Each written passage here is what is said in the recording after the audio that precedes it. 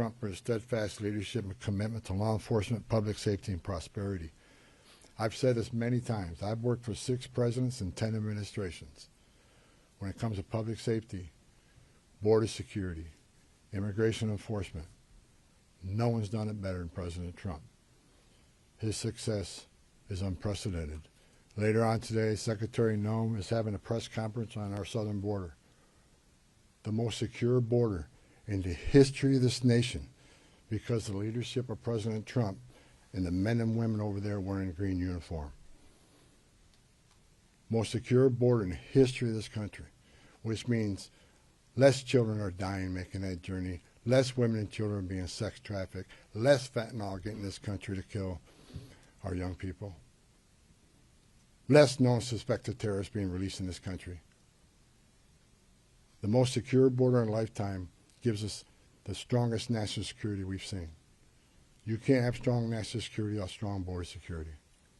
I wish I could be at that press conference, but the president has called me here. I just had a small part in it. The reason we have the most secure border is because of President Trump's leadership and the men and women wearing the green uniform, which I once wore. I just reported, I was down there with Commissioner Scott, CBP Commissioner Scott, 2 weeks ago. We went through that border in boat, forward drive, and in the air. We toured the border in California, Texas, and Arizona. And I did not see one illegal alien. Think about that. The last 9 months, no one's been released from that border. The most secure border in history of this nation. So God bless the men and women of the Border Patrol. God bless President Trump for his leadership. And God bless the United States of America. And I'll take questions. Sir, you said that you're getting unprecedented cooperation. Where's that coming from? Is it coming from the sheriffs? Have you signed agreements with them? Are Hennepin and Ramsey County part of that? And the 700 officers leaving Minnesota, are they Customs and Border Patrol or ICE or? There's a mix, but that number is based on, number one, the cooperation again, rather than having whole teams out looking for a criminal alien who was just released. Now we have one agent at that jail picking that person up. That and the operation has been successful on a number of arrests, so the target list is reducing. So with the efficiencies of the jails, with the efficiencies of the prison system working with us, and the target list decreasing, we had a whole team looking at what makes sense without risking officer safety and the security teams, and that number is 700. Look, we want to get back to the original footprint, the Minnesota footprint of what ICE officers looked like before this operation, plus the additional hires through the big, beautiful bill. A lot of these people, we got agents here from LA, New York, and Portland. There's problems there too. So we want to get people back to their home stations and enforce immigration laws in those areas. But the vast majority of sheriffs, there's only a few that we're still in consultation with, but this is unprecedented cooperation. So again, I want to thank the sheriffs, the governor, and the AG. I think we're in a lot better place than we've ever been in. We never had this kind of cooperation at this level. And I'm not leaving until we get all done. But I'm happy to say I'm extremely pleased with the leadership team and their outreach to the sheriffs, to the state, to the chiefs. I've talked to many of them. I didn't talk to all of them, but I plan on talking to every one of them before I leave and thanking them for their cooperation. Are you getting cooperation from Hennepin and Ramsey? Follow-ups right here. Go ahead. With everything that you've mentioned here right now, do you think this operation was a success here in Minnesota? Yeah, I think I just listed a bunch of people we took off the streets of the Twin Cities. So I think it was very effective as far as public safety goes. Was it a perfect operation? No. No. And I just told you, we created one unified chain of command, make sure everybody's on the same page, make sure we're deconflicting targets, and making sure we follow the rules. Now, I'm not saying anybody, I don't think anybody purposely didn't do something they should have done. I'm saying that I brought a different set of eyes on this. I've done this for a long time. We made this operation more streamlined. and we established a unified chain of command, so everybody knows what everybody's doing. And not that it wasn't occurring before, but we approved upon that.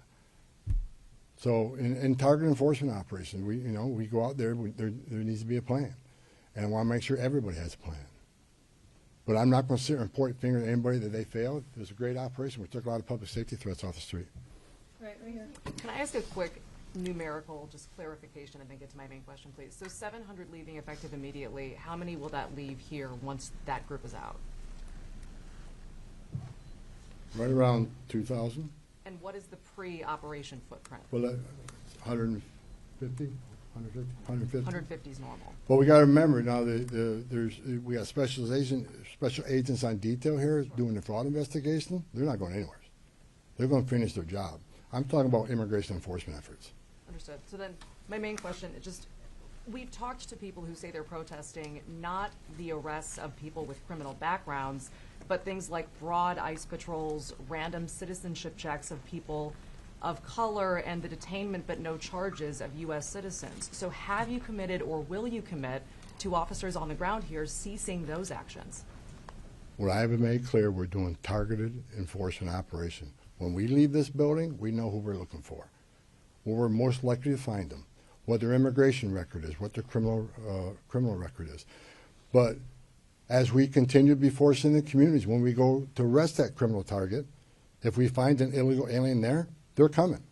We're not going to turn a blind eye to illegal immigration. That's why this partnership and this coordination is so important. We'd much rather work in the safety and security of jail. Look, I go to bed every night wondering if every one of our officers go home safely. I also am concerned that every person we're looking for is taken into custody safely. The best way to do that is to have a target enforcement operation and well-planned operation. This is the way we've done it for decades. So should we expect to see no more of that? Pardon me? Should we expect to see no more of those citizenship checks? I have directed target enforcement operations, and we'll hold our officers to the highest standards. These are professionals. Again,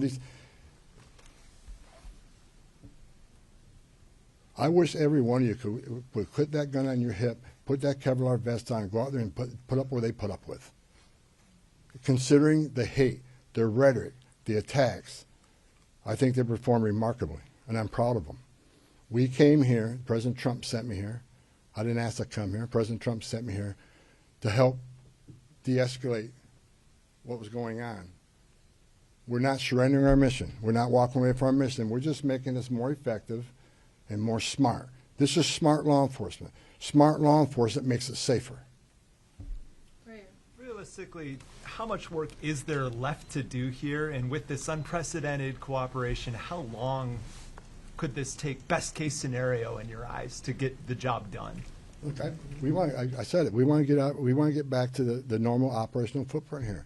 But that depends on the people out there putting up illegal roadblocks. That depends on people that want to intimidate and interfere and put hands on ICE officers. Tone down the rhetoric. Stop violating the law and impeding and interfering with us, and the drawdown be quicker. I still got more discussions to have with some local law enforcement officers looking for their cooperation. The more cooperation we get, the less rhetoric and hate we see, and the less attacks means we can draw down even more quicker. So, a lot of this has to do with assistance from the community. We want to get these men and women home. They got a job to do at home, and I think we come a long ways. I'm actually, yesterday afternoon I was sitting down with my chief of staff, I'm actually amazed at the cooperation and agreements we already talked about and the willingness to work with us.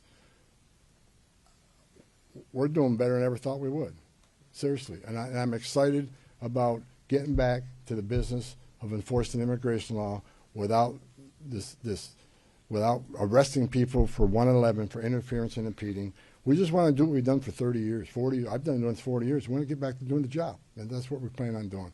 And we're not. I want to keep this because I keep hearing it and hearing it and hearing it. We're not surrendering the president's mission on a mass deportation operation. If you're in the country illegally, if we find you, we'll deport you. But this is about target enforcement operation, and that's what we're going to be doing. Last question, go ahead. You've been talking about these filter blockades. People, just regular people, protesters are checking IDs, they're running people's plates, and they're not letting people who they think are ICE agents through. But we've seen Minneapolis Police Department roll by and ask these protesters, are they doing okay, and they let these things stay up for extended periods of time. What do you make of MPD's lack of action on this matter? When I was away to where the roadblock shifts, I called the chief of police, and he went and disbanded them after I got off the phone with him. He has promised to take enforcement action. It's still illegal. You can't do that. And again, a message to those folks, what are you doing? You really think you're going to stop an ICE and CBP from doing the job? It's a joke. Only people you're hurting is your own community who wants to go and get groceries, pick up the dry cleaning, or go to work, whatever. You're just hindering them. Stop. Stop. I just have a quick clarification on the body No more cameras. questions, guys. Just a Thank clarification. you. Mr. Homan, could you just talk about the targeted list? How big is that County Jail's list? report, though, it's only a